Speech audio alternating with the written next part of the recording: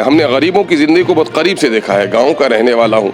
मैंने बुझे हुए चूल्हे देखे हैं, भूखे पेट में चीखते हुए और उनकी माँ को सहलाते हुए बच्चों को मैंने देखा है। मांगे हुए भीख के पैसों को रिश्वत देते हुए हमने देखा है। ये लोग गद्दी के पुजारी हैं, ये सत्ता के पुजारी हैं, जनता के हित के लिए कोई भी काम करने वाले नहीं हैं। पिछला अगर विधानसभा का चुनाव देखें तो एमआईएम ने 5 सीटों पर जीत दर्ज करके बिहार में और बिहार की सियासत में अपनी एक ज़बरदस्त आवाज़ लगाई थी।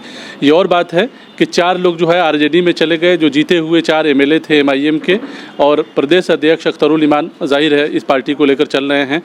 तो जानेंगे कि बेबाक लीडर अख्तरुल ईमान जो तमाम मसलों पर अपनी आवाज़ उठाते हैं, चाहे बिहार का कोई भी मसला हो, उनकी लाइफ क्या रही है, बिहार विधानसभा चुनाव को लेकर जो है पार्टी की तैयारी क्या है और क्या माहौल रहेगा। पहला सवाल यही है कि लोग जानना चाहते हैं कि अख्तरुल ईमान है कौन। सीमांचल के गांव का रहने वाला हूं। खेत और खलियानों में पला बढ़ा हूं, गांव के स्कूलों में पढ़ा हूं, शहरों से बहुत दूर रहा हूं और वैसे तैसे बीए और एमए की डिग्री ले ली है। और मेरा शुरू दिन से मैट्रिकुलेशन के बाद से ही समाजी मामलात से सरोकार रहा। बीए में ज़ेर तालीम था तो उस ज़माने में उस इलाके में चोरी डकैती बहुत ज़्यादा हो रही थी। तो एक हमारे यहाँ मौलाना ग़ुलाम मोहम्मद यहा साहब थे और निशिकांत चौधरी जी थे। सब ने मिलजुल कर एक समाजी इस्लाह की तंजीम बनाई, समाज सुधार क्रांति समिति। तो उसमें एक इकाई का मैं भी चेयरमैन था। काम करने का मौका मिला, फिर जिला परिषद का मेंबर लोगों ने बना दिया। जिला परिषद का मेंबर बना तो फिर लोगों की मोहब्बत थी, एमएलए बना दिया। एमपी का इलेक्शन लड़ा, 4 बार एमएलए बना, लेकिन 3 बार एमपी का इलेक्शन लड़ा और हार गया। पहली बार आप आरजेडी से एमएलए बने, फिर आप जेडीयू में शामिल हुए और फिर उसके बाद जो है एमआईएम का ये जो सफ़र है, तो सभी पार्टियों में रहने का आपको मौका मिला है। जो बिल्कुल हाशिए पर जो लोग खड़े हैं उनकी आवाज़ आप उठाते हैं, तो कैसा तजर्बा रहा अलग अलग पार्टियों में जाने? हाँ, समाजी तौर पर भी घाट घाट का पानी पिया हूँ और करीब से कई सियासी पार्टियों को भी देखा हूँ। तस्लीमुद्दीन साहब हमारे क्षेत्र के एमएलए थे, वो मिनिस्टर भी बने और बाद को एमपी बन गए। उनकी जगह खाली हुई तो उनकी बड़ी मेहरबानी थी, उसने मुझे टिकट दिलवाया। और उसके बाद मैं राजद में रहा, राजद अपोजिशन में रही। लेकिन मैंने देखा कि राजद भी मिल्लत के मसाइल पे बहुत खुलकर बोलने वाली और एमआईएम के क्या कहते हैं सीमांचल के ताल्लुक़ से बहुत ही दिल साफ़ नहीं है। एक वक्त आया कि कई लीडर्स थे, उसमें अब्दुल बारी सिद्दीकी साहब भी थे, सम्राट चौधरी थे, लगभग 15 लोग मिलकर ये मशवरा किए कि साहब लालू जी को अभी 23 से 123 पहुंचना मुश्किल है और नीतीश जी जो ये बराबर बीजेपी के खूनी पंजों को मजबूत करते जा रहे हैं, उनके नफ़रत के आग को हवा दे रहे हैं, इसको रोकना चाहिए। तो नतीजा ये हुआ कि हम लोगों ने एक तहरीक चलाई उस वक्त और उसमें सर्वाये लोग थे कि साहब नीतीश कुमार जी को बीजेपी से हटाया जाए। तो 2014 में बीजेपी से हटाकर नीतीश कुमार जी को बचाने की, बिहार को बचाने की कोशिश की गई। लेकिन हुआ ये कि ये बात अभी मशवरे ही में चल रही थी, कुछ लोगों ने जल्दबाजी की। नतीजा ये हुआ कि ये मामला कारामद साबित नहीं हुआ। मैं बाज़ाब्ता उस वक्त तक जदयू ज्वाइन भी नहीं किया था, ये बात हुई थी सिर्फ, और कुछ लोगों को वज़ीर बनने की जल्दबाजी थी तो उन लोगों ने मामला वो किया।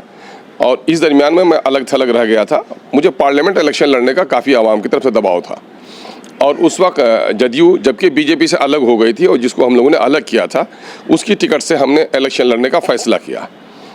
मैं मुमकिन है कि 4 तारीख को पार्टी उनका ज्वाइन किया था और 1 तारीख को ज्वाइन किया था, 4 तारीख को या 5 तारीख को नॉमिनेशन हुआ और 15 दिन के अंदर में उस पार्टी से मैं अलग हो गया।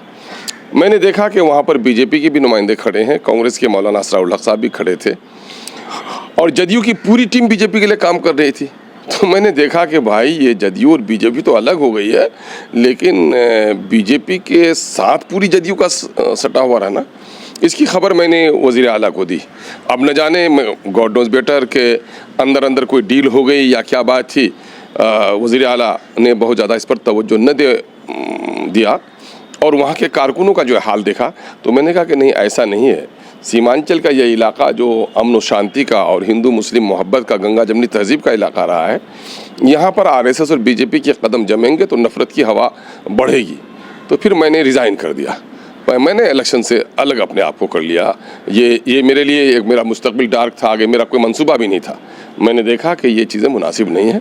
उसके बाद फिर मैंने छोड़ दिया इन पार्टियों को और फिर बैरिस्टर असदुद्दीन अवैसी साहब से मुलाकात हुई, उनके काम करने के तरीके और सीमांचल के साथ जो नाइंसाफ़ी हुई, तो मैंने एक बड़ा प्रोग्राम करवाया था अपने रफ़्क़ा के साथ। 2 काम हमारे साथ इंजीनियर आफ्ताब अहमद साहब की बड़ी सरपरस्ती रही, आदिल हसन एडवोकेट रहे और कुछ रफ़्क़ा, हम लोगों ने मिलकर एक काम किया। उस ज़माने में जब मैं रिज़ाइन किया था कि सीमांचल की बेबसी की वजह क्या है, तो सरकारी आंकड़ों को हम लोगों ने खंगाला और सरकारी आंकड़ों के ज़रिए से मैंने एक छोटा सा बुकलेट लिखा, सीमांचल के पिछड़ेपन की कहानी सरकारी आंकड़ों की ज़बानी। और मैंने उधर के डिस्ट्रिक्ट को लिया और बिहार के मुख्तलिफ, मैंने कटिहार, पूर्णिया, किशनगंज को अपनी जगह पर रखा, कैमूर, बेगूसराय और वैशाली को भी सामने में रखा, तो एनालिसिस किया। तो मैंने देखा कि इनके मुकाबले में हमारी हालत बड़ी ख़राब है। तमसीलन सिर्फ एक बात मैं कहूँगा कि जिस वक्त हमारे यहाँ 17 लाख की आबादी के लिए सिर्फ 17 हाई स्कूल थे और 29 लाख की आबादी के लिए कटिहार के में सिर्फ 46 हाई स्कूल थे, उस वक्त 29 लाख आबादी वाले बेगूसराय में 75 हाई स्कूल थे और 13 लाख आबादी वाले मुंगेर में 88 हाई स्कूल थे, जबकि किशन के 17 लाख की आबादी के लिए 17 हाई स्कूल और 4-5 स्कूल वो लड़कियों के लिए थे। मतलब जो इग्नोरेंस जो मैंने देखा, इग्नोरेंस जो मैंने देखा, हमारे यहाँ 25-25 पंचायतों पर ब्लॉक बना हुआ है और इधर देखा कि 7, 8, 10, 12 पंचायतों पर ब्लॉक बना हुआ है। फिर मैंने पैडी का प्रोडक्शन देखा, गेहूँ का प्रोडक्शन देखा, सिंचाई के देखे, डॉक्टरों की तादाद देखी, तो मैंने देखा कि उसके साथ बड़ी नाइंसाफ़ी हुई है। सीमांचल के पिछड़ेपन की कहानी कोई कुदरती नहीं है, बल्कि पटना और दिल्ली में बैठे हुए लोगों की बेईमानी का नतीजा है। तो उस पर हम लोगों ने सीमांचल की पसमानदगी, असबाब और हल पर हम लोगों ने एक बड़ा इजलास किया और बैरिस्टर असदुद्दीन अवैसी साहब को बुलाया वहाँ पर। तो बैरिस्टर असदुद्दीन अवैसी साहब ने जब वहाँ के हालात ज़ार देखे, इलाके को देखा, मेरी वो किताब पढ़ी, तो इजलास बड़ा कामयाब, लाखों लोगों की हाज़िरी हुई थी, झमझम बारिश हो रही थी, टुकनों तक लोग पानी, घुटने तक लोग पानी में खड़े थे, लेकिन अवैसी साहब के लिए बेकरार थे। अवैसी साहब ने उस वक्त मर्ज की दवा बताई कि सीमांचल का हर एमएलए तुम्हारा मंत्री बन जाएगा, तुम्हारे मसले का सद्दबाब नहीं हो सकता है। सीमांचल के साथ जो मुसलसल नाइंसाफ़ी हुई है, आज़ादी के वक्त बिहार का खुशहाल इलाका वो था, बिहार के दूसरे जिला के मजदूर वहाँ जाकर काम करते थे और आज 70% लोग जो माइग्रेंट लेबर्स हैं वहाँ के, सबसे कम तालीम की शरह है वहाँ पर, सबसे कम सरकारी रोज़गार है, गरीबी में पूरे बिहार में सबसे ज़्यादा है, सैलाब की तबाही सबसे ज़्यादा है। वो एक ही तरीक़ा है जिसको रामबान भी लोग कहते हैं, वो ये है कि दफ़ा 371 के तहत आईनी हदूद में उस इलाके को स्पेशल जोन माना जाए और डेवलपमेंट काउंसिल तैयार किया जाए। ये मुतालबा मुझे बड़ा पसंद आया। उसके बाद उनसे क़ुर्बत बढ़ी और मैंने कहा कि बैरिस्टर जनाब असदुद्दीन अवैसी साहब इक़्तिदार की हवस की लड़ाई नहीं लड़ रहे हैं, मज़लूमों की आवाज़ है, वो इंसाफ की तलब है उसकी आवाज़ में।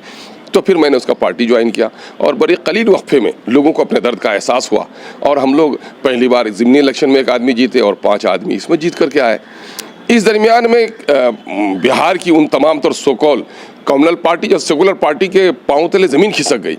उन लोगों को ऐसा लगा जैसे चोर को किसी सिपाही को देख कर डर होता है ना, ठीक वैसे ही होने लगा। इन लोगों की बेचैनी बढ़ गई, इनके पाँव तले ज़मीन खिसकने लगी और शुरू दिन से वो साजिश करने लगे कि हमारे लोगों को डरा कर, धमका कर, फुसला कर, बहला कर, और ये बेचारे भी ज़मीर के कमज़ोर थे। सीमांचल की आवाम ने और नस्लों ने जो इसको पर एतमाद किया था, इनको अपने वक़ार और अपने इसकी हैसियत का अंदाज़ा नहीं रहा, ये बिक भी गए और उन लोगों ने ख़रीद भी लिया। मैं उसको ताबीर करता हूँ कि मुल्क में अक़लियत और इंसाफ पसंद लोगों को बाबरी मस्जिद के इन्हदाम का जितना गम है, उतना ही गम सीमांचल में उठी हुई इस मुस्लिम तहरीक और सीमांचल के दबे कुचले दलितों की तहरीक, वो हिंदू मुसलमानों की उस इलाके की पसमानदगी की लड़ाई लड़ने वाली जमात को जिन लोगों ने तोड़ा है, बाबरी मस्जिद को तोड़ने से कम बड़ा जुर्म उन लोगों ने नहीं किया है। फिर उसके बाद आगे बढ़ा हूँ, अकेले खड़ा हूँ। जाहिर है अभी चुनाव फिर से होने जा रहा है, आप पार्टी में अकेले हैं जैसा कि आप बता रहे हैं, मतलब अकेले एमएलए हैं, बाकी तो आपके साथ कारवां है। तो क्या स्ट्रेटजी जो है इस बार आप लोगों ने बनाया है? जाहिर है इस बार का विधानसभा चुनाव जो है आपके लिए भी और आपकी पार्टी के लिए और बिहार के लिए भी काफ़ी डिसाइडिंग है, लोग ये कह रहे हैं। तो एमआईएम कहीं ना कहीं जो है अपनी ज़बरदस्त रणनीति के तहत, स्ट्रेटजी के तहत जो है आगे बढ़ेगी। हम लोगों को सच्चाई के मार्ग पर चलना है। पिछले दिनों में लोग हमारी पार्टी को मियाँ की पार्टी कहते थे, लेकिन उन अक्ल के अंधों को उस वक्त सबूत मिल गया जब 2020 में हम लोगों ने ग्रैंड अलायंस बनाया। ग्रैंड डेमोक्रेटिक अलायंस बनाया और हम लोगों ने उपेंद्र कुशवाहा साहब को अपना उम्मीदवार भी बनाया वज़ीर आला का। डीपी यादव साहब भी हम लोगों के साथ जुड़े, तो फिर उन लोगों के मुंह पे तमाचे पड़ गए। और अभी अगर हमारी स्ट्रेटेजी किसी को देखनी हो तो हम लोग 8 जगह पर बिहार में पार्लियामेंट्री इलेक्शन लड़े। कुछ लोग ताना दे रहे थे कि सीमांचल की पार्टी है। अभी हमारे साथ मांझी जी खड़े हैं, गोपालगंज से हमारे इलेक्शन लड़े हैं पार्टी से, दलित परिवार से आते हैं, लेकिन समाज की लड़ाई लड़ रहे हैं। हम लोगों ने राजपूत को भी लड़ाया, राणा साहब को लड़ाया, हम लोगों ने भूमिहार को भी लड़ाया, हम लोगों ने प्रियंका चौधरी को लड़ाया जो पिछड़े समाज से आती हैं। तो हम लोग हिंदू और मुसलमानों ने पूरे सेकुलर आइडिया के मुताबिक बिहार में MIM जो काम कर रही है, किसी माई के लाल की मजाल नहीं है कि उंगली उठाकर कह दे, कोई एक कदम बता दे हमारा कि हमने कॉम्युनल किया हो, जात पात किया हो, मजहबी मुनाफरत किए। हम लड़ रहे हैं दलितों के, महरूमों के, मजलूमों के इंसाफ के लिए। अगर हम लहरूं में बह लेते तो हम भी महलों में रह लेते, लेकिन हमें लहरूं में नहीं, हमने गरीबों की ज़िंदगी को बहुत करीब से देखा है। गांव का रहने वाला हूँ, मैंने बुझे हुए चूल्हे देखे हैं, भूखे पेट में चीखते हुए और उनकी माँ को सहलाते हुए बच्चों को मैंने देखा है, बदन को कपड़ों से महरूम हमने देखा है, दवा के बगैर बिलखते हुए हमने देखा है, लोगों को मांगे हुए भीख के पैसों को रिश्वत देते हुए हमने देखा है। तो इन चीज़ों का एहसास हमें है। और हमारे दिल्ली और पंजाब में जो जाकर मजदूर काम करते हैं, जानवरों को भी उस तरह कमरे में नहीं रखा जाता जिस तरह उनको रहते हुए हमने देखा है। आप हमारा किशनगंज पूर्णिया के रेलवे स्टेशन पर चलिए, कटिहार में चलिए, मैंने मुर्गी के डरबे में भी और या बकरियों को कस के ले जाता है, उस अंदाज से भी नहीं जिस अंदाज से मजदूरों का प्लान हो रहा है। अभी बजट आया है, लेकिन सीमांचल के उन बेबस इंसानों के लिए कुछ भी नहीं आ सका। और नीतीश जी कह रहे हैं कि साहब इंसाफ के साथ तरक्की की दावा। मैं कहता हूँ चैलेंज है तो बात कर लें और अपना एक वाइट पेपर इशू करें कि उसने नालंदा को कितने पैसे दिए, अररिया, पूर्णिया, कटिहार, किशनगंज के चारों जिले को कितने पैसे दिए। मैं दावे के साथ कहता हूँ कि एक नालंदा को जितने पैसे उसने दिए हैं, सीमांचल के इलाके के 5 चारों और 7 डिस्ट्रिक्ट को उतने पैसे नहीं दिए। सैलाब की तबाही का हाल ये है कि हर साल लोग घर कट रहे हैं। लगभग 150 किलोमीटर की बहने वाली नेपाल की तराई की नदियां अमोड़ बैसाम आकर 10 किलोमीटर में हो जाती हैं। परमान, कनकई और महानंदा, हर साल हजारों लोग बेघर होते हैं। अभी 350 से ज़्यादा लोग बेघर हो गए। और माननीय मुख्यमंत्री कहते हैं कि राजकोष पर सबसे पहला अधिकार आपदा पीड़ितों का है। तो मैंने पिछले दिनों में भी कहा है कि ये जुमला उनका नालंदा के आपदा पीड़ितों का है, सीमांचल के आपदा पीड़ितों के लिए नहीं है। वह नहीं तो जिनकी बस्ती चली गई, घर जल जाए तो भीटा भी खड़ा रहने को होता है, लेकिन हमारे यहाँ मठुआ टोली गांव कट के चली गई। हमारे यहाँ एक गांव है बरगाछी मल्ला, वो चली गई। बिजलिया, हजारिया कई गांव थी, वो चली गई। और आज तक उनको फूटी कौड़ी नहीं मिला, एक दाना नहीं मिला। ये बेईमान लोग किस तरह के शब्दों का प्रयोग करते हैं और हमारे लोगों के साथ किस तरह का सलूक करते हैं ये अफसर, इसका हिसाब किताब माननीय मुख्यमंत्री को लेना चाहिए, लेकिन नहीं लिया जा रहा है। यही लड़ाई हम लोग लड़ रहे हैं। तो इस बार विधानसभा चुनाव में क्या लगता है आपको, लालू, नीतीश या गठबंधन आपका कहीं और रहेगा क्या? नहीं, देखिए, हम लोग तो अपने लाइक माइंडेड जो इस दर्द के साथ गरीबों, दलितों, किसानों, मजदूरों, बेबसों, लाचारों और यहाँ से आपदा की तरह जिस तरह से लोग भागते हैं, उस तरह रोजी रोटी के लिए भागने वाले पलायन मजदूरों के लिए काम करने वाले जो लोग होंगे, जात पात और मजहब के झगड़े से ऊपर उठकर अगर जो लोग मेरा साथ देना चाहते हैं, जो लोग मेरा साथ लेना चाहते हैं, मेरे दरवाजे भी खुले हैं, दिल भी खुले हैं। हम साथ जाने के लिए भी तैयार हैं, साथ लेने के लिए भी तैयार हैं। हम अपनी स्ट्रेटेजी पर तय कर रहे हैं। आज से 4 दिन पहले हमारे यहाँ अभी बैठक हुई है इस सिलसिले में। पूरे राज्य के हमारे जो संगठन के पदाधिकारी थे उसको बुलाया है, सबको जिम्मेदारी दी है हम लोगों ने। जो पोटेंशियल सीट है वहाँ पर अपना तैयारी मजबूती से कीजिए और हम बड़े पैमाने पर इलेक्शन लड़ेंगे, वो तैयारी हमारी चल रही है। प्रशांत किशोर जी का एक बड़ा नाम है, उनकी पार्टी भी आई है और इस वक्त तारुफ के दौर से गुजर रही है और अभी वो भी काम कर रहे हैं, मैं भी मैदान में काम कर रहा हूँ। मंजिल जिनकी एक होगी, तरीक़ेकार जिनका एक होगा, वो ना चाहते हुए भी मिल जाएगा। उस वक्त हम लोग देखेंगे। लाइक माइंडेड इसीलिए कहता हूँ कि हमारे पार्टी के मिजाज और हमारा जो ऑब्जेक्ट है, इसके मुताबिक जो लोग भी काम करेंगे, आगे चलकर हमारे लिए इम्कान बन सकते हैं। तो क्या लगता है इस बार के चुनाव में जो है लोगों को कोई जो है विकल्प मिलने वाला है, ऑप्शन मिलने वाला है? देखिए, हम लोग एक बात कहते रहे हैं और जो इस कायनात के खालिक ने कही है उसी को दोहराकर हम लोगों को सुनाते हैं कि खुदा ने आज तक उस कौम की हालत नहीं बदली, न हो जिसको ख्याल आप अपनी हालत के बदलने का। जब तक भी कोई आदमी अपने आप में परिवर्तन नहीं चाहेगा, कोई उसको परिवर्तित नहीं कर सकता है। हमारे यहाँ अभी तक भी जहालत है। हमारे यहाँ 2 तबका है, एक बुर्जुआ तबका है जिसको हम लोग चौधरी भी कहते हैं, ये इन लोगों का मामला है कि किसी न किसी पॉलिटिकल पार्टी से उनका एफिलेशन है, उनके बच्चे की नौकरी मिल जाती है, उनके दामाद का ट्रांसफ़र हो जाता है, वो कहीं ना कहीं पद उनको दे दिया जाता है। तो ये लोग पार्टी के साथ जुड़े हुए हैं, अपने निज स्वार्थ के लिए, ज़ाती मुफाद के लिए कौम की सौदागरी करते हैं। और हम लोग जगाने के लिए आए हैं वो 90% मजलूम आबादी को। लेकिन ये मजलूम आबादी बेचारी जो है, ये आबादी बेचारी अभी अपने दोस्त और दुश्मन को पहचानने में कासिर है। हमको जगा रहे हैं और बड़े पुरुम्मीद हैं इनसे, इसलिए कि इनको बता दिया जाता है इनके घर के आगे में नदी बहती है, बस्ती कट रही है, उसका कुछ उपाय नहीं हो रहा है। सरकार दिल्ली में किसकी बन रही है उसमें वो दीवाना हो जाता है। तो हम लोगों ने लोगों को कहा है, जगाया है कि मेरे भाई तुम्हारे एक वोट से अगर सरकार बन सकती है तो सरकार गिर सकती है। ये काम 75 सालों से तुम्हारे और हमारे पूर्वज करते रहे, सरकार बनाते भी रहे, गिराते भी रहे। खुदा की कसम, जिस वोट में ताकत सरकार के बनाने की और सरकार के गिराने की है, अगर तुमने होशमंदी से, अकलमंदी से, हिकमत से अपने वोट का इस्तेमाल किया तो इस वोट में तुम्हारे इलाके की तस्वीर बदलने की और तुम्हारे नस्लों के तकदीर बदलने की भी ताकत है। ये बात हम लोग समझा रहे हैं लोगों को। पूरी ताकत के साथ जो है, पूरी ताकत, तवानाई, इरादे की मजबूती के साथ मैदान जंग में जाओ तो जीत जाओ तो गाजी, कट जाओ तो शहीद। हम 3 बार कटे हैं अभी, है ना, फिर भी कोई गम और मैंने नहीं खोया है, इसलिए कि ज़ाती मुफाद के लिए नहीं लड़ रहा हूँ मैं। आवाम के लिए 2,94,000 वोट आए थे, 3,09,000 आए। हमारी बात सुनी जा रही है। 5 आदमी को जिता देना एक बार बड़ी, हम सीमांचल के आवाम का शुक्रगुजार हैं। और बिहार के दूसरे हिस्से में भी जो लोग झंडा लेके चल रहे हैं, दल बल छल वालों का झंडा लेके चल रहे हैं, लेकिन MIM का जो झंडा चल रहा है वो सच्चाई की लड़ाई लड़ने वाला सिपाही खड़ा है। इसलिए सच्चाई के लिए लड़ने वाले सिपाहियों के दम पर हमें बड़ी उम्मीद है कि आने वाले दिनों में बिहार में हम अपनी बेहतरीन कारकर्दगी का मुजाहरा करेंगे। 2 सवाल और, एक तो ये कि क्या लगता है इस बार परफॉर्मेंस पिछले चुनाव के मुकाबले बेहतर रहेगा MIM का? देखिए, आवाम को हम लोग बेदार कर रहे हैं और नौजवानों में जो बेदारी आई है तो मैं समझता हूँ यकीनन पिछले बार से बेहतर हमारी वो होगी, चूँकि हमने अपने कारिंदे बढ़ाए हैं, अपनी तंजीम को तोशी दी है, संगठन हमारा बढ़ा है, धारदार बना है, जगह जगह पे लोग हमारे खड़े हुए हैं। और जो जात पात की जो राजनीति है, हम लोगों ने सोशल इंजीनियरिंग भी की है कि सारे लोग हम लोग साथ जुड़े हैं। तो हम फैसला तो ऊपर वाले को करना है, कल बारिश होगी कि धूप निकलेगी, लेकिन हम तो पूरी उम्मीद हैं आज जो हमने मेहनत की है इंशाल्लाह इसका बेहतरीन फल हमको सामने में आएगा। JDU जो मुस्लिम वोटों पर सियासत जो लोग करते हैं, क्या वो डरे हुए हैं MIM से? अब वो डरे हैं कि नहीं डरे हैं, लेकिन बेचैनी उनकी बढ़ी है।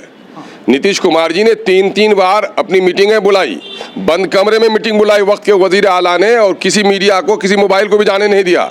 और सिर्फ यही कहा, उस वक्त वो बीजेपी से अलग थे तो बड़े सेकुलर हो गए थे, बोला आप लोग नहीं समझते हैं ये जो अवैसी जी हैं ये बीजेपी से मिले हुए हैं, है ना।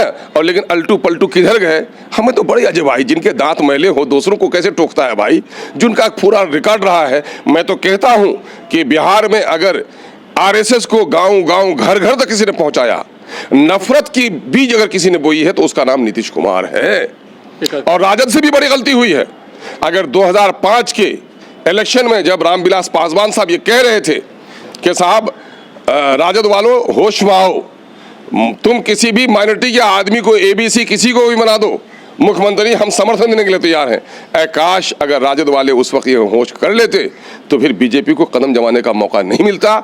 इससे साफ जाहिर होता है ये लोग गद्दी के पुजारी हैं, ये सत्ता के पुजारी हैं, जनता के हित के लिए कोई भी काम करने वाले नहीं हैं। यही वजह है कि नई राह निकालनी, नया रास्ता बनाना ये हमारी मजबूरी भी हुई है और जनता की तलब भी है। एक आखिरी सवाल कि अख्तरुल ईमान साहब की मंजिल क्या है सियासत में, कहाँ पहुँचना चाहते हैं? मंजिल मैं समझता हूँ मेरी खुशी का सबसे बड़ा दिन मैं वक्त का वजीर भी बन जाऊं, चूँकि वजीर आला ने खुद बुलाकर कहा था कि राजद अच्छा लगे या जदयू आप आइए, तनहा क्यों रह गए हैं, लेकिन नहीं, टल नहीं सका अख्तरुल ईमान मजलूमों को इंसाफ दिलाना चाहता है और जालिमों के खिलाफ लड़ते हुए और मजलूमों को इंसाफ दिलाते हुए अपनी कब्र तक पहुँच जाए। अख्तरुल ईमान की मंजिल यही है। चलिए, बहुत शुक्रिया सहाफ़त मीडिया से बात करने का। तो ये थे अख्तरुल ईमान साहब, जाहिर है काफ़ी बेबाक हैं और मुख्तलिफ़ मसलों को लेकर, अलग अलग मसलों को लेकर सवाल उठाते रहे हैं। और बिहार विधानसभा चुनाव को लेकर भी MIM की ज़बरदस्त तैयारी है और ये कह रहे हैं कि पिछले चुनाव के मुकाबले इस बार का परफॉर्मेंस MIM का काफ़ी बेहतर होगा।